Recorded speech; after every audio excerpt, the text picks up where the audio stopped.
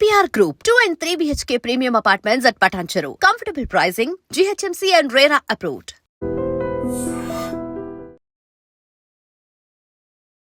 So మాతృభూమి అనగానే కేవలం మోదీకి గుళ్ళు మాత్రమే గుర్తొస్తున్నాయా? వాటిని రివైవ్ చేయాలి, వాటిని స్ట్రెంథెన్ చేయాలి, రీకన్స్ట్రక్ట్ చేయాలి. ఏ దేవాలయానికి భారత ప్రభుత్వం ₹1 ఇచ్చింది? మేజర్ గుళ్ళ గురించి మాట్లాడుతున్నాం. చాలా వరకు శిథిలావస్థలో ఉన్నాయి. ధూపదీప నైవేద్యాలు లేకుండా ఉన్నటువంటి దేవాలయాలు ఉన్నాయి. గుడి మీదే ఆధారపడినటువంటి కుటుంబాలు ఉన్నాయి. వారికి ఆర్థికంగా కూడా అందుబాటులో లేదు. దుర్మార్గుల చేతుల్లో దేవాలయాలు ఉంటే పరిస్థితి అట్టే ఉంటుంది. మోదీ ఫోకస్ అంతా దేశం కోసం, ధర్మం కోసం. దేశం కోసం ఆయన ఏం చేశారు, ఎక్కడ ఫోకస్ మిస్ అవుతోంది అనేది కూడా క్వశ్చన్. ఈరోజు నువ్వు భారతదేశం ఈరోజు ప్రపంచంలో 4వ అతిపెద్ద ఆర్థిక వ్యవస్థ, 3వ స్థానానికి చేరబోతుంది. ఇది డెవలప్మెంట్ కాదంటావా?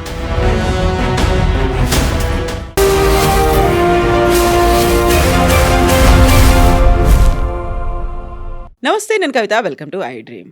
ప్రధానమంత్రి నరేంద్ర మోదీ మొదటగా అయోధ్య, ఆ తర్వాత ఉజ్జయిన్ మహాకాల్, ఇప్పుడు లేటెస్ట్గా సోమనాథ్ మందిర్. కేవలం దేవాలయాల మీదనే ఫోకస్ పెట్టారా? దేవాలయాలకు పెట్టే ఖర్చుతో ఇక్కడ బడులని లేకపోతే హాస్పిటల్స్ని కట్టించవచ్చు, అక్కడ ఉన్నటువంటి పేదలకి హెల్ప్ చేయొచ్చు. వీటన్నిటి మీద ఎందుకని ఫోకస్ పెట్టట్లేదు? ఏమన్నా అంటే దేశం కోసం, ధర్మం కోసం అంటూ కేవలం ధార్మిక సంస్థలకి, దేవాలయాలకి మాత్రమే ఫోకస్ ఎందుకని పెడుతున్నారు? మనతో పాటుగా ఉన్నారు ప్రముఖ జాతీయవాది మదన్ గుప్తా గారు. నమస్కారం అండి. నమస్తే. సదా వత్సలే మాతృభూమి. సో మాతృభూమి అనగానే కేవలం మోదీకి గుళ్ళు మాత్రమే గుర్తొస్తున్నాయా? వాటిని రివైవ్ చేయాలి, వాటిని స్ట్రెంథెన్ చేయాలి, రీకన్స్ట్రక్ట్ చేయాలి. చాలా మంచి ప్రశ్న వేసావమ్మా. ఏ దేవాలయానికి ₹1 ఇచ్చారో చెప్పమ్మా నాకు. ఏ దేవాలయానికి భారత ప్రభుత్వం ₹1 ఇచ్చింది చెప్పు నాకు. ఖర్చు పెట్టింది చెప్పు.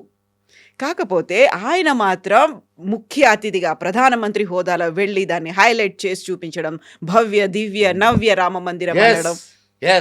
ఎస్ దాని వెనుక ఉన్నటువంటి ఆలోచన మొట్టమొదట మనం అర్థం చేసుకోవాలా. You should know about the temple economy. ఈరోజు అయోధ్య నిర్మాణం జరిగిన తర్వాత అయోధ్యకు గవర్నమెంట్ ఒక్కటే ₹1 ఇచ్చిందమ్మా. తెలుసా నీకు? అయోధ్య నిర్మాణానికి గవర్నమెంట్ ₹1 ఇచ్చింది. డొనేషన్స్ స్వీకరిస్తున్నారు కాబట్టి ప్రభుత్వం తరఫున ₹1 వెళ్ళిందా? అంతే. ప్రతి ఇటుక భారతీయ హిందువుల యొక్క కాంట్రిబ్యూషన్, ప్రతి అంగుళం భారతీయ సనాతనుల యొక్క కాంట్రిబ్యూషన్. ఏమాత్రం అడిగే హక్కు ప్రభుత్వానికి లేదు. ఇదే కాదు, సోమనాథ్ దేవాలయం కూడా నాడు నెహ్రూ ఇవ్వలేదు, నేడు మోడీ ఇవ్వలేదు. కాకపోతే నెహ్రూని మీరు తిడుతున్నారు, మోదీని మాత్రం ఎందుకు మెచ్చుకుంటున్నారు? మోదీ ఆలయాల పట్ల శ్రద్ధ చూపిస్తున్నాడు, ధర్మం పట్ల శ్రద్ధ చూపిస్తున్నాడు. దాని వెనుక ఉన్నటువంటి ఆర్థిక వ్యవస్థను మోడీ గుర్తించాడు. ఎంత ఆర్థిక వ్యవస్థ దాన్ని చుట్టుకొని ఉందో. ఈరోజు నువ్వు అయోధ్య వెళ్ళొచ్చావమ్మా? వెళ్ళావా? వెళ్ళాను. ఎన్నిసార్లు వెళ్ళావు? ఒకేసారి. అప్పుడే ఫస్ట్ ఫ్లోర్లో ఉన్నటువంటి దాన్ని ఓపెనింగ్ చేస్తున్నారు, మోదీ వస్తున్నారు అంటే ఒక వారం రోజుల ముందు వెళ్ళి వచ్చాను. అది కవర్ చేయడానికి. సరే, కవర్ చేయడానికి వెళ్ళినా, చూశాను, దేనికి వెళ్ళినా నువ్వు చూసావు. ఇది కాదు, నీకు ఇక్కడి నుంచి వెళ్ళడానికి, అక్కడి నుంచి రావడానికి, నువ్వు అక్కడ ఉండడానికి ఎంత ఖర్చు అయి ఉంటుంది? నీకు కానీ నీ సంస్థకు కానీ ఎంత ఖర్చు అయి ఉంటుంది? ఉంది. 5 రోజులు ఉన్నాం కాబట్టి మేము 4 కలిసి వెళ్ళాము. అయి ఉంటుంది $1 lakh వరకు. దేనికోసం వెళ్ళావు? అక్కడ ఉన్నవన్నీ చూపించడానికి. రామ మందిరానికి నువ్వేమన్నా ₹1 ఇచ్చావా? ఫ్యామిలీ. ఆ ₹1,00,000 ఎక్కడికి వెళ్ళింది? ఆ ₹1,00,000 ఎక్కడికి వెళ్ళింది? నువ్వు విమానంలోనో, బస్సులోనో, వివిధ సంస్థలకు వెళ్ళింది. దానికి ఖర్చు అయ్యే పెట్రోల్ మీద ట్యాక్సులు గవర్నమెంట్కి వస్తాయి. అక్కడ నువ్వు హోటళ్లలో ఉన్నావు, అక్కడ తిన్నావు, అక్కడ ఉండేటటువంటి ప్రజలకు ఆ డబ్బులు డిస్ట్రిబ్యూట్ అవుతాయి. తర్వాత దాని మీద వచ్చే ట్యాక్సులు గవర్నమెంట్కి వెళ్తాయి. ఇదంతా ఎకానమీ కాదు. నువ్వు ఎందుకమ్మా మొన్న మహాకుంభ్ జరిగింది కదా. అవును. ఎంతమంది విజిట్ చేశారు మహాకుంభ్కి? కోట్లలో వచ్చారు. దాదాపు 60 కోట్లని అట్లా. అంచనా వేస్తున్నారు. 60 కోట్ల మంది ఒక ప్రదేశాన్ని విజిట్ చేస్తే ఎంత రెవెన్యూ సర్క్యులేట్ అయి ఉంటుంది హ్మ్. చెప్పు, ఎంత రెవెన్యూ? లక్షల కోట్లలో. సో దీన్ని నువ్వు ఆధ్యాత్మికంగా చూస్తే మోడీ దండం పెట్టాడు, హ్మ్. ఆర్థికంగా చూస్తే దేశానికి ఎంత లాభం చేశాడు? అదంతా పరోక్షంగా అవుతుంది. ప్రత్యక్షంగా ఎందుకు చేయలేకపోతున్నారు? ప్రత్యక్షంగా ప్రత్యక్షంగా అక్కడ హాస్పిటల్స్ కట్టించొచ్చు, అక్కడ బళ్ళు ఉన్నాయి. కట్టించుకోవచ్చు, అక్కడ వాళ్ళకి కట్టించు. Life style development. కట్టించమ్మా, నీ డబ్బులతో కట్టించు, ఏది గవర్నమెంట్ డబ్బులతో కట్టించు. నా డబ్బులతో కట్టించమని చెప్పడానికి నువ్వెవరు? ఎస్, నేను కట్టించేటప్పుడు నేను కట్టిస్తా. ఇంతకుముందు పుణ్యక్షేత్రాల్లో సత్రాలు లేవా? తెలుసా? సత్రాలు ఉండే ఉన్నాయి. ఈనాటికి ఉన్నాయా? ఉన్నాయి. మరి అక్కడికి వెళ్ళిన వాళ్ళకి వసతి గృహాలు ఇస్తున్నారా లేదా? అక్కడికి వెళ్ళినటువంటి వాళ్ళకి అనేక సౌకర్యాలు రోజు అన్నం పెడుతున్నారా లేదా? మేజర్ గుళ్ళల్లో రోజు అన్నదానం జరుగుద్ది. మేజర్ గుళ్ళ గురించి మాట్లాడుకున్నాం. చాలా వరకు శిథిలావస్థలో ఉన్నాయి. ధూపదీప నైవేద్యాలు లేకుండా ఉన్నటువంటి దేవాలయాలు ఉన్నాయి. ఆ గుడి మీదే ఆధారపడినటువంటి కుటుంబాలు ఉన్నాయి. వారికి ఆర్థికంగా కూడా అందుబాటులో లేదు. దుర్మార్గులు పరిపాలిస్తూ ఉంటే, దుర్మార్గుల చేతుల్లో దేవాలయాలు ఉంటే పరిస్థితి అట్టే ఉంటుంది. చెల్లై కమిషన్ ఒక రిపోర్ట్ ఇచ్చింది. దాని ప్రకారం ఏబిసి అని చెప్పి 3 రకాలుగా కేటగిరీస్ చేశారు. సి కేటగిరీ 5 లక్షల వార్షిక ఆదాయం ఉండే వాటి మీద ప్రభుత్వం ఆధిపత్యం చేయాల్సిన అవసరం లేదని రిపోర్ట్ ఇచ్చింది. కానీ ఈ దుర్మార్గులు ఏం చేశారో తెలుసా?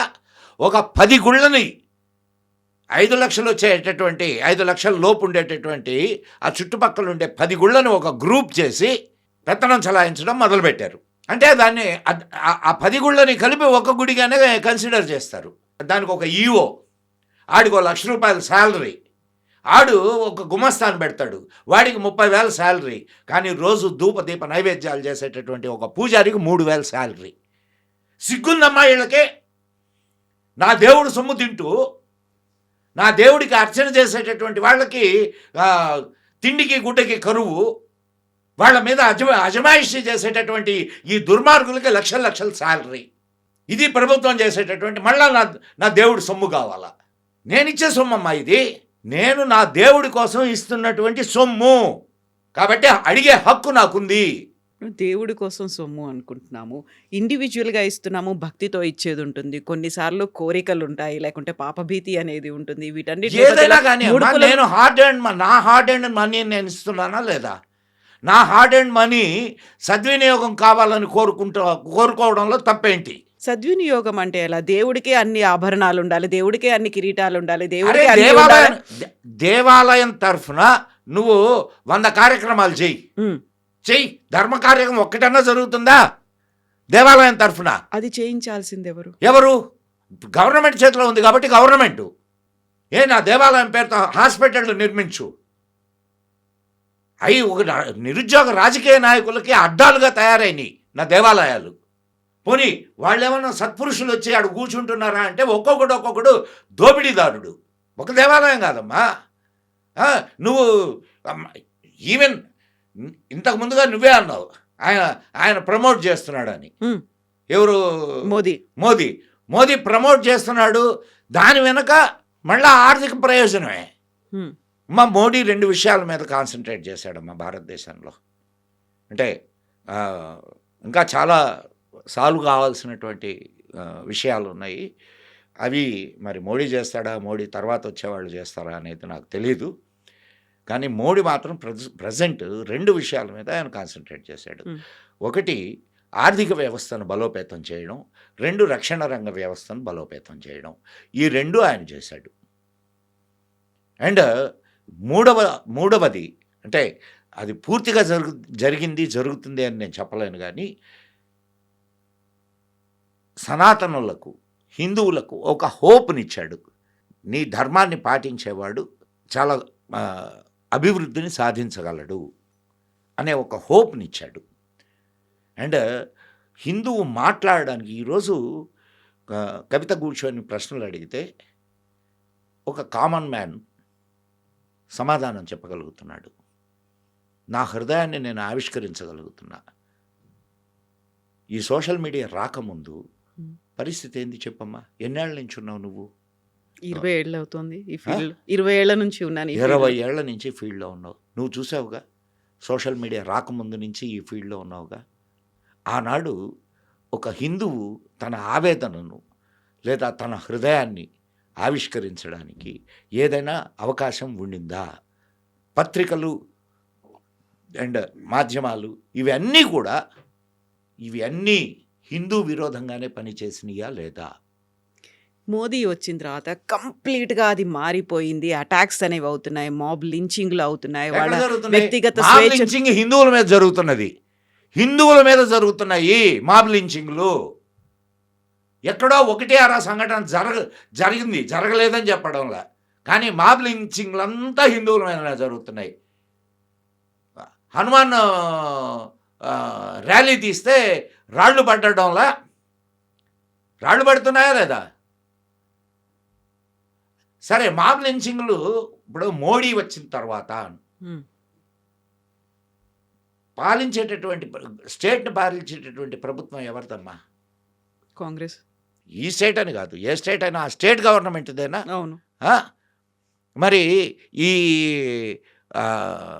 బెంగాల్లో ఎన్ని మాబ్ లించింగ్లు జరిగినాయి? ఎవరు దానికి బాధ్యులు? ఇక్కడ రెడ్డి గారు అధికారాలు చేపట్టిన తర్వాత 16 దేవాలయాలు మీద అటాక్స్ జరిగినాయి. నిన్నగాక మొన్న ఇక్కడే కదా అమ్మవారి విగ్రహాన్ని కాలుతో పడగొట్టి. మరి వీటికేమంటావు నువ్వు? సమాధానం లేదు. ఇది కూడా ఎక్కడో ఒక చోట జరిగిన దాన్ని ఎక్కడో ఒక చోట ఏంది? మొత్తానికి 16 సార్లు ఇక్కడే జరిగినాయి. 16 సార్లు ఇక్కడే జరిగినాయి. అయితే అంతకు ముందు కూడా హిందూ ప్రధానులు చాలా మంది ఉన్నారు. బట్ మోదీ వచ్చిన తర్వాత మాత్రమే ఒక హిందూ ధర్మం కోసం హిందూ పనిచేసే చైతన్యం మొదలైంది. ఒక దేశం హిందువు మేల్కొనడం మొదలైంది. దేశం కోసం ధర్మం కోసం అంటూ మిగతా వారికి సంబంధించినటువంటి ఆలోచనలు ఏవైతే ఉన్నాయో, భావజాలం ఏదైతుందో దాన్ని ఇది అనగదొక్కే హిందూ ప్రయత్నం. దేశం అమ్మా. ఇది హిందూ దేశం. ఇది హిందూ దేశం. ఇది హిందూ దేశం కాబట్టి హిందువుల ఆలోచనలు కరెక్టు. మరి నిన్ను ఇక్కడ తంతే ఏదైనా వేరే దేశానికి పోవాలా? ఏ దేశానికి పోతావు చెప్పు నువ్వు? నేను ఇక్కడ నీ దేశం అనేది భారతీయురాలని నేను ఇక్కడే ఉంటాను. ఆ? భారతీయురాలని నేను ఇక్కడే ఉంటాను. హిందువు అనే పేరుతో తంతే. మొన్న హిందువు అని చెప్పి ఫ్యాంట్లు ఇప్పి గుర్తుబట్టి కాల్చారు పహల్గాంలో. పెహల్గాంలో. మళ్ళా వాళ్ళ మీద లించింగ్లు జరుగుతున్నాయని చెప్పి నువ్వే అంటున్నావు. ఎట్లా ఇది? వాళ్ళందరూ టెర్రరిస్టులు కదా. టెర్రరిస్టులు ఒక మతానికి వ్యతిరేకంగా వర్క్ చేస్తున్నారు. అందరూ టెర్రరిస్టులు ఒక అనడానికి లేదు. మతానికి వ్యతిరేకంగా ఎవరు వర్క్ చేస్తున్నారు? బట్ అందరూ వాళ్ళే అనడానికి ఎవరు లేదు. వర్క్ చేస్తున్నారు? అక్కడి నాకు నుంచి సమాధానం చెప్పు. పాకిస్తాన్ నుంచి వచ్చినటువంటి ముస్లిం తీవ్రవాదులు, ఆ? పాకిస్తాన్ ప్రేరేపిత ముస్లిం తీవ్రవాదులు. ఇక్కడ ముస్లింలు చాలా శాంతియుతంగా ఉన్నారా? 700 పాకిస్తాన్లు ఉన్నాయి భారతదేశంలో. 700 పాకిస్తాన్లు ఉన్నాయి. ఇక్కడ టెర్రరిస్ట్ అటాకులు జరగడం లేదా? నిన్నటికి నిన్న ఢిల్లీలో జరిగినటువంటి బాంబ్ బ్లాస్ట్లో చేసినటువంటి వ్యక్తి ఎవరు? ముస్లిం డాక్టర్. సో స్లీపర్ సెల్స్ ప్రతి ఏరియాలో ఉన్నాయి. వాళ్ళను ప్రోత్సహించేటటువంటి వాళ్ళు ఎవరు? వాళ్ళకి అండదండగా నిలబడుతున్న వాళ్ళు ఎవరు? ఇప్పుడు చెప్పమ్మా సమాధానం. దీనికి సమాధానాలు ఉండవు. రాజకీయంగా కూడా వాడుకుంటున్నారు అనే మాట. ఎవరు రాజకీయంగా వాడుకుంటున్నారు? Both వాళ్ళు parties. సిద్ధంగా ఉన్నారు. రాజకీయంగా వాడబడడానికి వాళ్ళు సిద్ధంగా ఉన్నారు. గంపగుత్తగా ఓట్లేస్తారు వాళ్ళు. ఇదిగో ఒక నిర్ణయం తీసుకుంటారు, అందరం కలిసి వీడికే ఓటేయాలా అనుకుంటారు. ఉమ్. కాబట్టి వాళ్ళు వీళ్ళని వాడుకుంటున్నారు, వీళ్ళు వాళ్ళని వాడుకుంటున్నారు. దాంట్లో ఇదే ఉంది. మోదీ ఫోకస్ అంతా దేశం కోసం ధర్మం కోసం అన్నప్పుడు దేశం కోసం ఆయన ఏం చేశారు ఎక్కడ ఫోకస్ మిస్ అవుతోంది అనేది కూడా క్వశ్చన్స్ ఈరోజు వస్తున్నాయి. నువ్వు భారతదేశం ఈరోజు ప్రపంచంలో 4వ అతిపెద్ద ఆర్థిక వ్యవస్థ. 3వ స్థానానికి చేరబోతున్నాం. ఉమ్, ఓకే. ఇది డెవలప్మెంట్ కాదంటావా? ఇన్ఫ్రాస్ట్రక్చరల్గా భారతదేశంలో ఎంత ఎంత అభివృద్ధి జరిగింది? ఎన్ని కంపెనీలు భారతదేశానికి పెట్టుబడులు పెడుతూ వస్తున్నాయి? పెట్టుబడులు పెడుతూ వస్తూ ఉంటే, ఇక్కడ ఉత్పత్తి జరుగుతూ ఉంటే, ఇక్కడి నుంచి ప్రపంచం అంతా మన ఉత్పత్తులు వెళుతూ ఉంటే, మరి ట్యాక్సులు అవి నీ దేశానికి రావా? ఇక్కడ ఉద్యోగాలు పెరగవా? పెరుగుతాయా పెరగవా అమ్మా? ఉమ్, మరి ఇంత అదొకటే కాకుండా నీకు తెలియదమ్మా, మా మా మేము ఎంత కళ్ళతో చూసినటువంటి వాళ్ళం. ఏదైనా బస్సులో కానీ కారులో కానీ పల్లెల్లో వెళుతూ ఉంటే ఉమ్, ఆడవాళ్ళు టక్కన లేచి నిలబడేవాళ్ళమ్మ దారి పక్కన. అవును. వాష్రూమ్స్ అవి లేకపోవడం వల్ల. అది చాలా చిన్న ఇష్యూగా, చాలా ఇదైన ఇష్యూగా కనిపించవచ్చు. కానీ ఎంత ఇబ్బందికరమైన విషయం ఆలోచించు ఒక అవును. ఆడపిల్లగా. అవును. ఆ? మరి ఇంటింటికి వాష్రూమ్స్ ఇచ్చారు, కరెక్ట్ కాదు. అవునా కాదమ్మా? పరిశుభ్రత నేర్పించాడు. నువ్వు ఇంతకుముందు ఉమ్, నేను ఎక్కడో ఎందుకు, ఇదే సిటీలో బస్ స్టాండ్కి వెళ్ళినా, రైల్వే స్టేషన్కి వెళ్ళినా, ఎక్కడికి వెళ్ళినా మొత్తం గోడలన్నీ ఆ, మన ఉమ్మి వరకు. పాన్తో ఉమ్మేసి ఉండేవాళ్ళు గోడలన్నీ. నువ్వు ఇప్పుడు చూడు ఎంత శుభ్రంగా ఉంటున్నాయో. అవునా కాదా? ఇదంతా మార్పు కాదు. సో మానసికంగా చిన్న పిల్లలమ్మా, వాళ్ళు తిన్నటువంటి చాక్లెట్ తీసి డస్ట్బిన్ ఎక్కడుందో ఎతుకుతున్నారు. మనం ఈ విషయాల గురించి, ఇవి చాలా చిన్నగా ఉంటాయి లేకపోతే సెన్సిటివ్ అంశాలు, ఫోకస్ పెట్టాల్సిన పెద్ద అంశాలు చాలా ఉన్నాయి అనుకున్నప్పుడు అమెరికా పెద్దవి ఏమున్నాయి చెప్పు నాకు. సో అమెరికాకి మనం లొంగిపోయి ఉన్నాము. మోదీ ప్రాపర్గా వర్క్ చేయట్లేడు, ఆయన బెదిరింపులకు లొంగిపోతున్నాడు, ఆయన సంతోష పెట్టాలని చూసే ప్రయత్నాల్లో ఆయన ఉన్నాడు. ఫోన్ చేయరా మొర్రో అంటే కూడా ఫోన్ చేయడంలా. నువ్వు రా వచ్చి కూర్చో అంటే వెళ్ళడంలా. ఇంకా లొంగినట్టెట్ట? పోనీ మన దేశ ప్రపంచంలో లొంగని వ్యక్తి ఎవరైనా ఉన్నారంటే మోడీ ఒక్కడే. నిన్న వాళ్ళ మంత్రి ఒక ఆయన అవును చెప్పాడు, ఫోన్ చేయమని వారం రోజుల నుంచి కోరుతుంటే, వారంలో దీన్ని ఇది ట్రేడ్ డీల్ కోసం ట్రేడ్ డీల్ అయిపోతుంది, ఆయన ఒకసారి ఫోన్ చేయమంటే ఆయన ఫోన్లో దొరకడం లేదు అని. బట్ దాన్ని మన భారతదేశం కూడా ఖండించింది, అవన్నీ కూడా కాదు అనే దాంట్లో. సో యాక్సెప్ట్ చేయలేదు, ముందే యాక్సెప్ట్ చేయలేదు, ఫోన్ ఇప్పుడు చేయలేదు అనే నీకు ఒక్క విషయం అమ్మా, ఇది విదేశాంగ వ్యవహారాల్లో చాలా ఆచితూచి అడుగు వేయాల. భవిష్యత్ తరాల కోసం కూడా ఉపయోగపడాలి. నీ దేశ ప్రయోజనాన్ని తాకట్టు పెట్టకూడదు. నీ దేశ ప్రయోజనాలు ఇప్పుడు రష్యా నుంచి నువ్వు ఆయిల్ కొనొద్దని అన్నావు. ఉమ్, రష్యా ఇచ్చే రేటుకు నువ్వు ఉమ్, అవునా కదా? నువ్వు ఇస్తే ఎందుకు కొంటావు? అవును. సో రష్యా నా ప్రయోజనాలను కాపాడుతుంది, సో రష్యాకు కొంటాం. ఒక్కటే గుర్తుపెట్టుకోమ్మా, శాశ్వత మిత్రులు శాశ్వత శత్రువులు ఎవరు ఉండడు. 1962 వార్ జరిగినప్పుడు రష్యాని మనం సహాయం అడిగాం. రష్యా చెప్పిన సమాధానం ఏందో తెలుసా? చైనాతో వార్ జరిగినప్పుడు, you are my friend but China is my brother, um, so I can't help you. ఆ టైంలో అమెరికా సహాయం చేసింది. సో 60 ఏళ్ళు గడిచేసరికి అవన్నీ మారిపోయాయి పరిస్థితి. సమయాన్ని బట్టి మిత్రుడు, సమయాన్ని బట్టి శత్రువు తయారవుతుంటారు. ఉమ్, అది గుర్తించగలగాల. నీ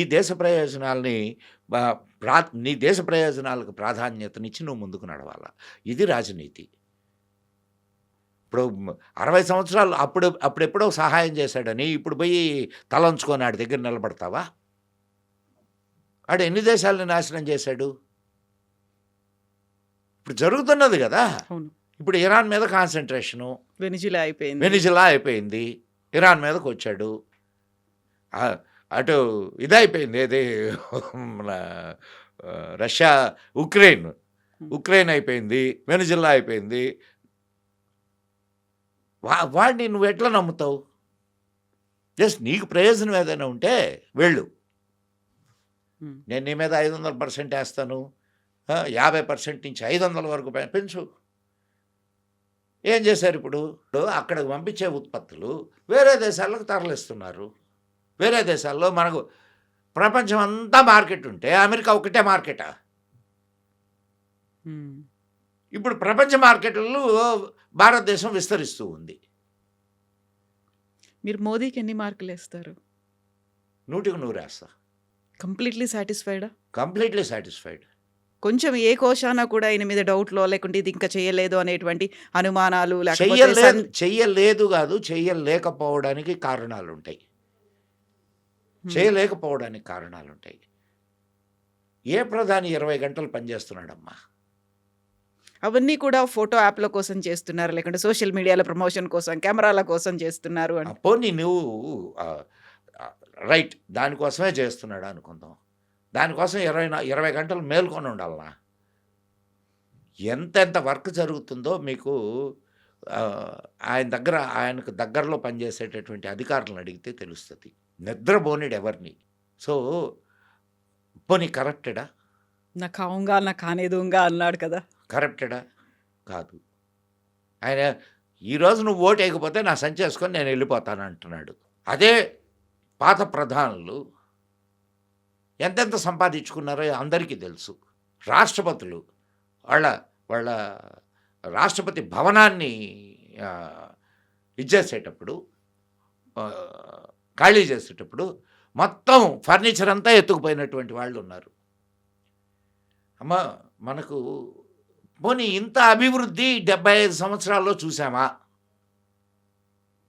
ఇంత అభివృద్ధి 75 సంవత్సరాలలో చూసామా? ఆర్థిక అభివృద్ధి, ఆర్థిక అభివృద్ధి కానీ లేదు హిందూ ధర్మం గురించి కానీ. దాన్ని కూడా ఇప్పుడు ఒక అంశంగా తీసుకున్నావుగా నువ్వు. హిందూ ధర్మం గురించి మనం స్టార్ట్ చేసిందే మోదీ ఫోకస్ అంతా దాని మీదే ఉందా? దేశం కోసం, ధర్మం కోసంతోనే ఉందా? ఈ రోజు నేను మాట్లాడుతున్నాను అని అంటే జస్ట్ బికాస్ ఆఫ్ మోడీ. నాకు ఒక యూట్యూబ్ ఛానల్ ఉందమ్మా, మదన్ గుప్తా. దానికి మంచి రెప్యుటేషనే ఉంది. కానీ ఎవరికి తెలియని విషయం ఏంటంటే అంతకు ముందు కూడా భారతీయులోనే ఒక యూట్యూబ్ ఛానల్ ఉండేది. దాన్ని హ్యాక్ చేశారు. కాంగ్రెస్ హయాంలో హ్యాక్ చేశారు దాన్ని. మళ్ళా ఇప్పుడు డబుల్ స్పీడ్తో వ్యవహారం నడుస్తుంది. రివైవ్ చేసుకొని దూసుకెళ్తున్నారా? నేను అంటున్నది ఏంటంటే మంచి ప్రధానులు లేరని నేను చెప్పట్లే. కానీ ఇప్పటి వరకు మనకు వచ్చిన ప్రధానుల్లో ది బెస్ట్ ప్రధాని Narendra Modi. He has a vision. And vision ఉండడం గొప్ప విషయం కాదు, కానీ విజన్కి తగ్గట్టుగా వర్క్ని ఇది చేస్తున్నాడు. Execution, that is more important. ఎన్ని మెడికల్ కాలేజెస్ వచ్చినాయి, ఎన్ని ఇంజనీరింగ్ కాలేజెస్ వచ్చినాయి, ఎన్ని ఎయిర్పోర్ట్లు వచ్చినాయి, ఎంత రోడ్స్ డెవలప్మెంట్స్ ఎంత జరుగుతున్నాయి, ఎన్ని పోర్టులు వచ్చినాయి. సో ఇంత డెవలప్మెంట్ జరుగుతూ ఉంటే మనం 4 గోడల మధ్య కూర్చొని మాట్లాడుకుంటే, అంటే 4 గోడలే కాదు, సోషల్ మీడియాలో కీబోర్డ్ని యూజ్ చేసుకొని మాట్లాడేవాళ్ళు కూడా. నేను మొత్తం దేశం అంతా తిరుగుతున్నానమ్మా. నువ్వు ఈ పాడ్కాస్ట్ చేయడానికి ఒక 10 గంటల ముందు వచ్చాను నేను హైదరాబాద్కి. అవును. సో నేను కళ్ళతో చూస్తున్నా, జరుగుతున్న డెవలప్మెంట్ చూస్తున్నాను. అండ్ అతి సన్నిహితంగా ఉండేవాళ్ళు చెప్తున్నటువంటి విషయాలు వింటున్నా. సో ఆ డెవలప్మెంట్ మీ దృక్కోణంతో మీరు చూస్తున్నారు, మిగతా వాళ్ళు వాళ్ళ పర్సెప్షన్తో వాళ్ళు చూస్తున్నారు. వాళ్ళు చూసి మాట్లాడితే నాకు అభ్యంతరమే లేదు. చూడకుండా మాట్లాడుతున్నారు. వాళ్ళు చూసి మాట్లాడితే నాకు అభ్యంతరమే లేదు. వాళ్ళు సోషల్ మీడియాలో మాట్లాడుతుంటేనే. ఇప్పుడు నేను చూసి మాట్లాడుతున్నాను. నేను చెప్తున్నాను కదా, నేను నూక్ అండ్ కార్నర్స్కి వెళ్ళొచ్చాను భారతదేశంలో. మోడీ గారు రాకముందు వెళ్ళొచ్చాను, మోడీ గారు వచ్చిన తర్వాత వెళ్ళొచ్చాను. I know the difference. మనం ఇంకా బోల్డ్ అనే విషయాలు ఉన్నాయి, వాటన్నిటి గురించి కూడా మళ్ళీ మాట్లాడుకుందాం. థ్యాంక్ యూ సో మచ్ అండి. Thank you. జై హింద్, జై మా భారతి. జై హింద్.